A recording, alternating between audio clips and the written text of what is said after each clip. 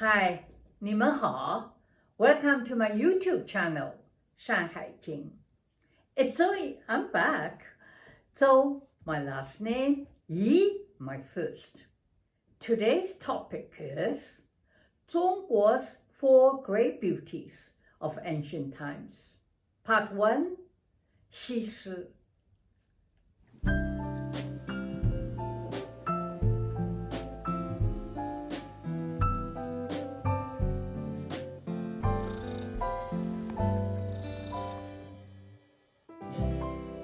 This episode of 山海经 is about Zhongguo's Four Great Beauties of Ancient Times.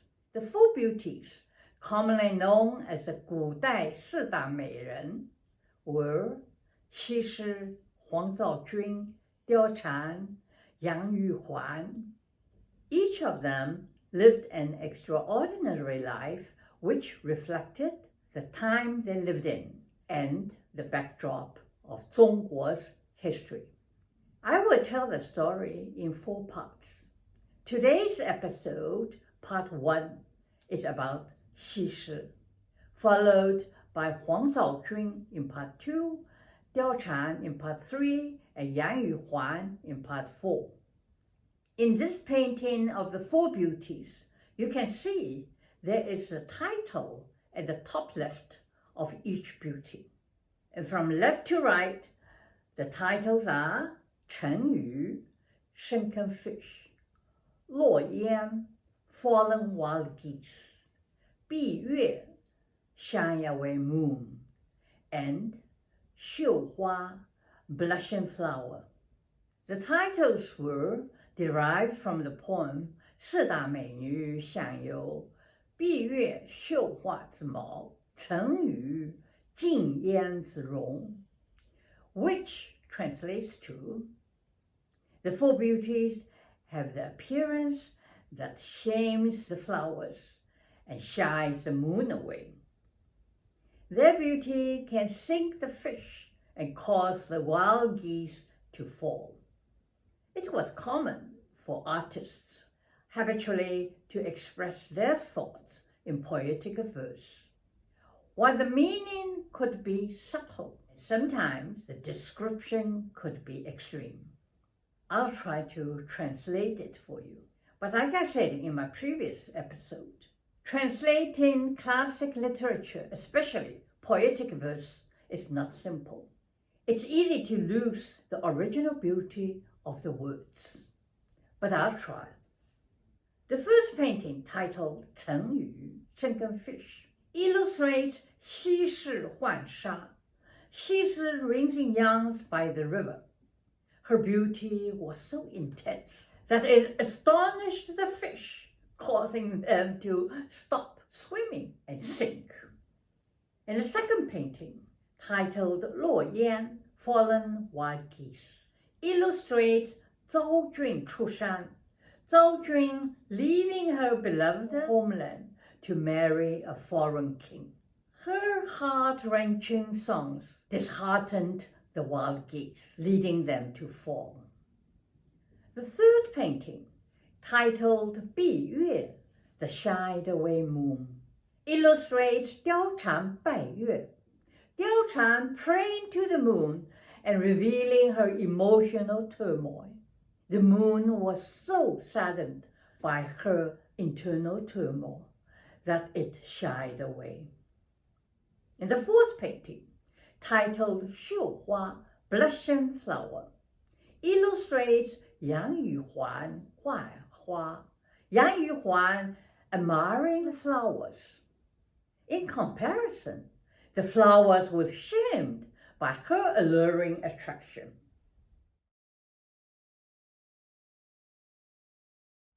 Among the four, Xi Shi was held in the highest admiration throughout the centuries and was likely the most beautiful one among them. Over the 2,500 years, she was the only woman who was honored with the word 字 following her surname and addressed as 西之. Generally, the word 字 was only bestowed on men and not just any man, but only the very few distinguished philosophers, such as Kongzi, Confucius, Mengzi, Mozi, Laozi, and Zhuangzi. Besides the name Xi Shi, she is also referred to as Huan Sha Nu, the young rinsing maiden, as shown in the painting. The name is derived from the title of the book, Huan Sha Ji, the story of the young rinsing maiden, the Huan Sha Nu. As I said earlier, translating classical verses can easily assassinate the original beauty of the words. The name Huan Sha Nu is not only poetic, but also has the look of a beauty. Yes, the Zhongguo script not only gives you the meaning of the words, but also carries an appearance of the words. These added layers cannot be conveyed in translation. Huan Sha Nu, when translated, it is just a young rinsing maiden. The poetic name becomes flat and dull. Before starting my tale of Xi Shi, I need to provide a simplified historical backdrop of the period she lived in. But to simplify this 5.5 century period of Chunqiu Zhangguo, the spring-autumn and warring states, is again not simple. I'll tell you more about this period in other episodes. To me, this was the most fascinating period of Zhongguo's history. But here, I'll give you a time frame of this period. According to historical records, this period was recorded in 2 stages. With the decline of the Zhou dynasty, its kingdom was split into many states. The period from the 8th to the 5th century BCE was known as Chunqiu, the spring-autumn. The name was derived from the spring-autumn annals, which were compiled and edited by Confucius. The later stage was known as Zhangguo, the warring states, which ended in the unification by the Qin Empire in 221 BCE. As for our tale of Xi Shi, it took place in the later years of the spring-autumn period. At the time of our tale, the 5 most powerful states that emerged were the Qi, Jing, Chu, Wu, and Yue. Our tale revolved around the conflict between King Goujian of Yue and King Fucha of Wu. The tale of Xi Shi started in 496 BCE, after Fucha's father, King He, was killed by Yue in the battle between the 2 states. To avenge his father's death, King Fucha of Wu invaded Yue 3 years later and crushed Goujian's army and left him with only 5,000 soldiers. In defeat, King Goujian surrendered unconditionally to King Fucha. King Goujian and his wife, along with his minister Fan Li, were then brought to Wu as hostages. On many occasions, King Fucha deliberately found debasing way to humiliate Goujian. Following his minister Fan Li's advice, King Goujian endured the humiliation in order to win King Fucha's trust, with the hope that King Fucha would allow them to return to their own state. To show King Fucha his undeniable loyalty, he disgraced himself to take the feces Fucha left for medical diagnosis when Fucha was sick. King Fucha was truly moved by Goujian's all-out subservience. Finally, he agreed to release King Goujian and his entourage to return to Yue after their 3 years of enslavement. Homebound, under Fan Li's supervision, they laid out 9 tactics with the goal of reviving Yue and destroying Wu. Among the tactics to re-strengthen their financial and military power was the maiden tactic. Maiden was the use of beautiful maidens as a bait to trap the opponent and destroy him. When Fan Li carried out a statewide search for beautiful maidens, he was told there was a maiden by the Huan River at the foot of the Zhongguo mountain. Her beauty was well known in the region. Without delay, Fan Li undertook the long and tiresome journey himself. The first sight of the beautiful maiden by the river stunned him. He knew right then that he had found the maiden for his maiden. The young maiden was Shi Guang, who was born in Zhumen village south of today's Zhuji city in Zhejiang province. As a child, she had learned to rinse young with her mother by the Huan River. Xi Shi was a name given to her after she was brought to the palace, where she went through 3 years of rigorous training in dancing, singing, music, verse composition, and etiquette of a refined lady. When the time came to carry out the maiden, parting with Xi Shi was not easy for Fan Li, but he had no excuse to change the plan. Fan Li presented Xi Shi along with a team of young maidens to King Fucha as Goujian's tribute to release him, and King Fucha was really pleased. As for King Goujian, after returning to his home state, he could not forget the years of humiliation and enslavement. Under Fan Li's supervision, they built up a well-structured army as well as the wealth of the state. To reinforce his determination to take his revenge for the cruelty King Fucha had inflicted on him, Goujian slept on a wood pile bed with a gallbladder hanging nearby. Every morning, before starting his day, he would lick the bitter gallbladder as a reminder of those bitter, humiliating days.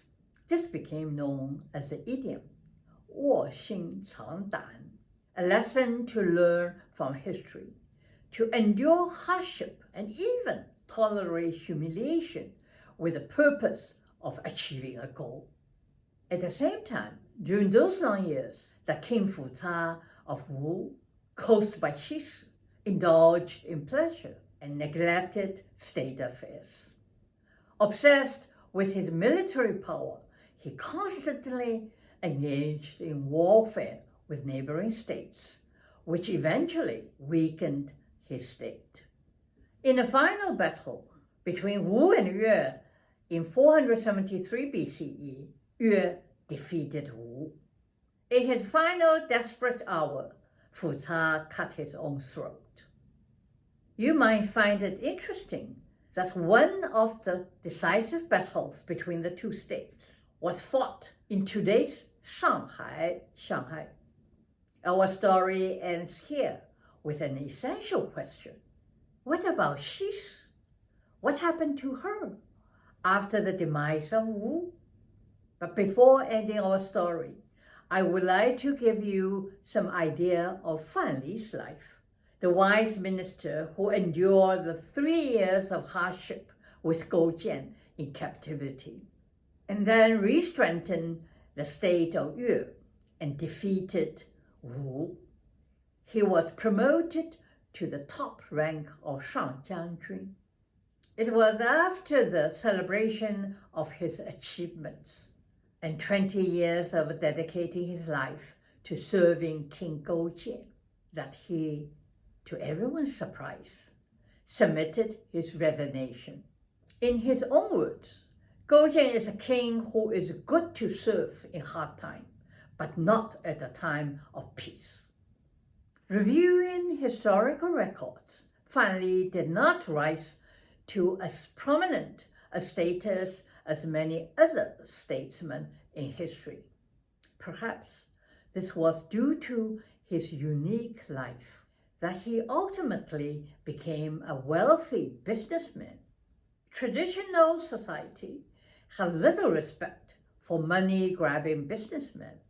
Among the four professions, 食农工商, 食 the literati, the bureaucrats, 农 the farmers, 工 the laborers, and sang the businessmen.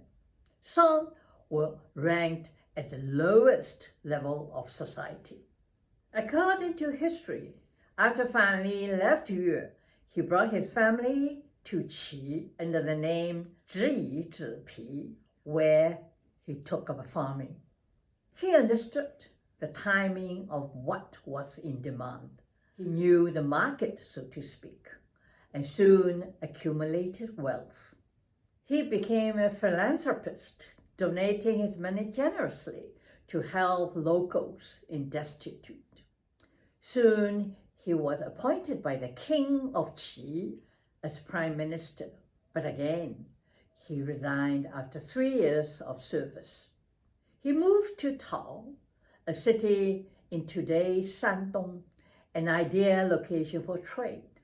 He became known as Tao Zhugong, a successful and wealthy businessman. Fan Li was not only a great statesman, but also a military strategist and an economic wizard. In summarizing Fan Li's life, the renowned historian Sima Qian concluded, Fan Li's 3 career moves all resulted in glory. He was loyal to the state he served, wise to retreat to safety, accumulated wealth in business, and rose to fame and reverence. By knowing Fan Li's life, perhaps we can find out what happened to Xi after the demise of Wu. Throughout history, women have often been blamed for the downfall of a nation, as we will see in Yang Yuhuan's fate, the fourth beauty we will talk about in part 4. Just like during the French Revolution, the people's anger and rebellion against King Louis XVI and the decadent aristocratic class were easily channeled toward the former Austrian princess, Queen Marie Antoinette, whose extravagance they blamed for the people's suffering and starvation. So was during the Russian Revolution. It was the former German princess, Tsarina Alexandra, wife of Tsar Nicholas II, who the people hated the most. Her favoritism toward the devilish Rasputin intensified the people's resentment toward her, both being women and on top of that, foreigners. They embodied 2 deadly elements which never failed to be scapegoated as a cause of nation's downfall. For some reason, Xi Shi was exonerated of such condemnation. She was ultimately remembered and praised as a patriot to Yue, rather than blamed for the demise of Wu. Though there was no official record of Xi Shi's end, over the past 2,500 years, 3 versions have been circulated. One was that she was killed by the people of Wu. Instead of blaming their king for failing in state affairs and the endless war with neighboring states, Xi Shi was blamed for the demise of their state. But this version has mostly been rejected down the generations.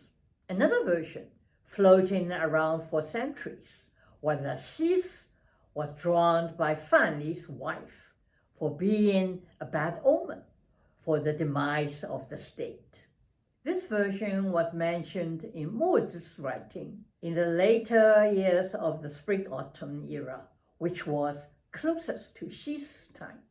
This version may bear the most resemblance to the facts. Though it had been mentioned in numerous literary works, it remained hearsay with no concrete evidence to support it. The version that has endured till this day is that during the final chaotic war with Wu, Fan Li rescued Xi Shi and they eloped under pseudonyms and lived a tranquil life by Wuhu, the Wu Lake. It seems that when an historical figure becomes a legendary icon, people have a tendency to choose what they want to believe. Throughout the 25 centuries, the choice that people made was that Xi Shi and Fan Li lived happily ever after. I like to believe that too. But in real life, could such a happy ending have been possible? But no matter how Xi Shi's life ended, she has lived on in history more gloriously than any other statesman, scholar, or hero. Throughout the 2,500 years, Xi's temple was built to worship her as Xi, and she has been admired by philosophers, historians, and poets of all ages. Today, her statue has been erected by the Huan River where she raised the young, and cultural festivals are held in her birthplace, Zhuji, to celebrate her beauty and life. In 2006, the legend of Xi was included in the first batch of the National Intangible Cultural Heritage List. Her name, Xi, was enshrined as the equivalent to the word beauty. As we say in English, beauty is in the eye of the beholder. In Zhongguo, the common saying is that 情人眼里出西施. Xi lies in the eye of the lover. So, of Xi's 3 possible endings, which one would you believe? A tragic or happy ending? Okay, now, in my next episode, I talk about our next beauty, Wang Zhaojun, who led another extraordinary life and was honored in history as a peacemaker for the Han Dynasty. And to learn about her life, don't forget to tune in. Thank you for listening and take care. 保重.